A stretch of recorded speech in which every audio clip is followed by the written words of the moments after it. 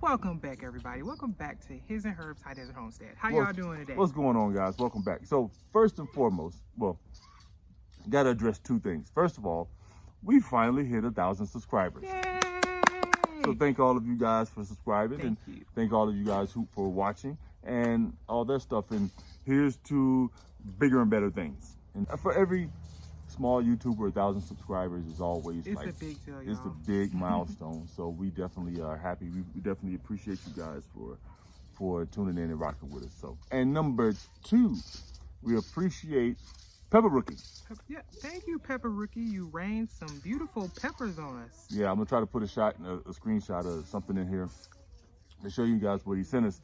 But he sent us like three different varieties of peppers, and they look good. And he sent us a lot too. We can't wait to make them a part of our beautiful garden. Absolutely. We're working on getting some of those seeds now, and the rest of them we're gonna try in a recipe of some sort. Hot sauce. So or a hot sauce or something. Yeah, so we're gonna try them out. Or salsa. Something. Or your favorite, pico de gallo. Pico de gallo. I love pico.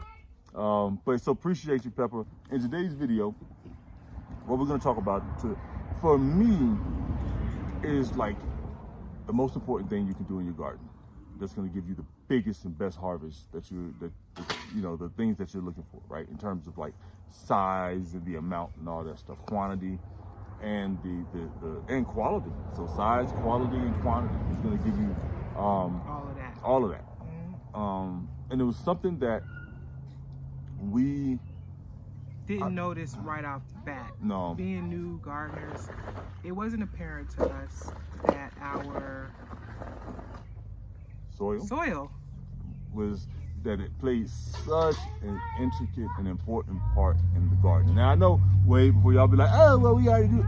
Listen, you know that, but it's not apparent to a new gardener thing, right? And I really think more if you're teaching new gardeners, that's something that you should lead with. Yeah, address that thing first. Coming from being a noob, and I still consider myself a noob. Same here. And like this is what year 3, and it's just now hitting us that soil is like, if you take care of your soil, the soil will take care of you. Soil will take care of you. Right. And when you first start gardening, the first thing you do is you go out and you buy all the bag soil. So you don't really learn about soil. I think we even bought just topsoil. Well, yeah, we would just buy topsoil. We just bought topsoil. And I have a video that I'll if you guys didn't know it, I'll try to link the video somewhere over here about how we made our own topsoil, how I made our not topsoil, but our garden soil. And yeah, when you first start off, you tend to want to buy the big bags, the big bags of soil, because that's all you know, right? And because you do that, nothing about composting or nothing about organic matter or anything like that. Exactly. If you're just starting out, all this stuff is foreign to you. So we would just buy bag soil, and it did okay. We can't complain. But then for some reason, I don't know what it was, in 2020 or 2021, the hot topic, what the hot topic of gardening was for every video that I saw was 511. 511. It's like everybody was talking about 511. I was like, okay, well, And then it moved on to bone meal and blood meal. Then it moved to bone meal and blood meal. So for 2 years that we researched this, we found nothing about soil, about compost, about any of that stuff, right? Or even if we did, it just wasn't apparent that needed to be like your main goal is to make sure your soil had like organic matter in it. That message like needs to come across a lot clearer. A lot. So hopefully this video helps out somebody, because soil is so important. We learned a lot over the last 3 years, over the last 2 years, right? And we know now the importance of your soil. If you do your soil right, you don't need to fertilize. Like, you don't have to fertilize like every week with the 511. You can if you want to, but you won't have to. You won't need to. Our first year, I was using the 511 and the More Bloom and all this other stuff. I was using that the wrong way. I was using that kind of soil as our primary means of feeding when I shouldn't. It should have been a supplement. And I've learned we definitely do better, and we have a better mix. Is it perfect? No, not by any means, but I love gardening and I love learning as I go. So the mix that we used in the last video about how to create your own container, your own potting mix, is different than the mix that we're about to show you now, which is probably going to be different from the one that we're using 2 years from now. You know, so as you know better, you do better, right? So it's not the end all be all. It's something that we're trying this year, and we're going to see how it goes, and we're going to play it by ear. So, and I've heard that so we have sandy soil here, and there's different types of soil up here. You have clay soil, the sandy soil. We're dealing with some really, see if I can you grab it, show them a little bit? We're dealing with some really dry soil, and like, I'm gonna be testing around with it, but I heard someone say that if you just add manure to any type of soil, you will look like a pro. It'll instantly improve your it will instantly improve soil quality, everything. So, because whatever you're growing is those roots are gonna find their way to that nutrition. So I'm testing that theory with this soil. With that being said, guys, let's go ahead and jump into our soil mix, and let's show you guys what we have going on. All right, guys, so I'm just using organic matter in the recipe to build this soil. So right here we just have, this is last year's mix. This came out of the containers that I'm sitting on right here. This is just last year's mix from out of a couple of the pots. So that takes up about close to 40% of this pool, right? So 40% of this is last year's mix. It may still have some good qualities to it in terms of nutrition, but not 100% sure. But it's still good soil. So this is about 40% of the pool. You can't see the other 40% because it's like being covered by these two piles here, but it really is about 40, close to 50% of the pool. All right, so this is last year's soil. I'm using Amen, just the Amen brand from Kellogg. This to help provide some nutrition.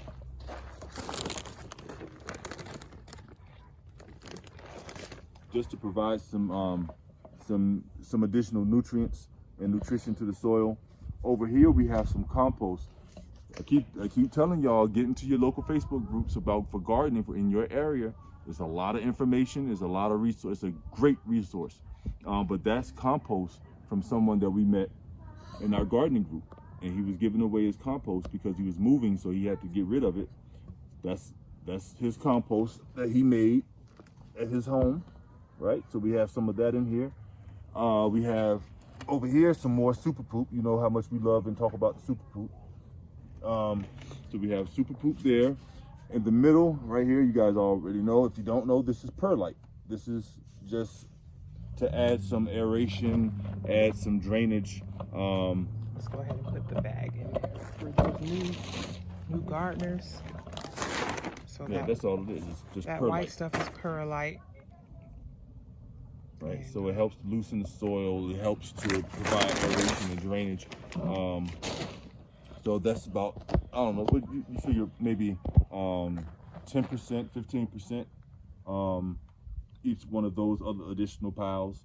So we have the super poop, compost, Amen, last year's soil. We have perlite, and you can't see it, but I also threw in some general purpose pelleted fertilizer. It's just a 444. I just do like 2 handfuls of that in there. I just like to add that stuff for the long haul. And that's honestly it. So as you can see, we have way more nutritional value. The nutritional value of this soil is going to be way higher than the soils that we've used in the past because of so many different things that we're adding to it, so much organic matter. Because if you're a first-time gardener, you know that like this bag soil is not cheap. It is not cheap, and because that stuff is so expensive, I started making our own soil, and I still decided to take the cheaper route and use the peat moss and the topsoil, and at the time, peat moss was only like $10 a bag. Now it's up to $23 a bag, depending on where you go. So, but this mix right here is going to be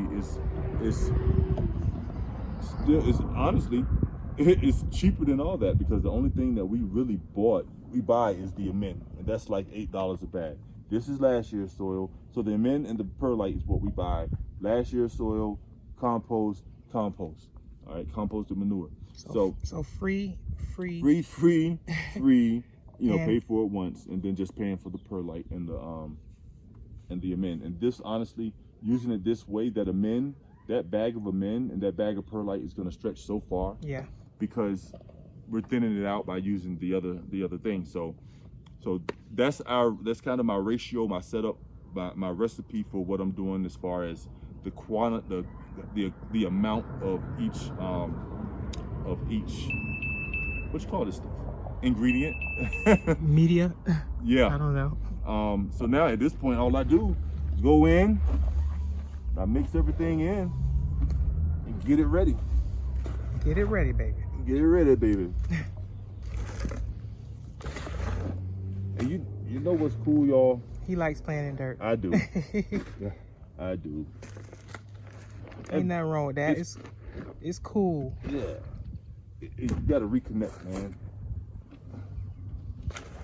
Get grounded. Exactly. I love it. I like it. But yeah, y'all. That's it, man. That's it. So for the new gardeners out there, or for the gardeners who are struggling and don't really understand why they're struggling, take a look at your soil. Take a look at your soil mix. See what you got in there. Make sure that you're using quality products. Make sure you got lots of good organic matter in there. When we say organic matter, that means like manure. Make sure, you know, depending on which animal it is, it does have to be composted. So food scraps, paper waste, all that stuff. Anything that's made from something from the earth back to the earth. So cotton products, as long as it doesn't have synthetic stuff in there, and even if it does, the synthetic stuff probably just won't break down, but the cotton will. But try to focus on the cotton stuff, 100% cotton. But yeah, so all that stuff, that's organic matter. Sawdust, wood chips, leaves, food scraps, manures, from your garden, things from your garden, that like the leaves that you clip off, and like dead plants, all that stuff is organic matter. And you can compost those things and get it ready for the next season. So make sure you have good, high quality, high amounts of organic matter in your soil, and watch what happens. Watch how it turns out. So, all right, guys. So yeah, that's it. That's all we got. If you found value in this video, you guys already know what to do. Once again, we appreciate you guys for getting us up to the 1,000 subs, and we look forward to seeing you guys in the next video. Y'all take care. Peace out. We love y'all. Peace out.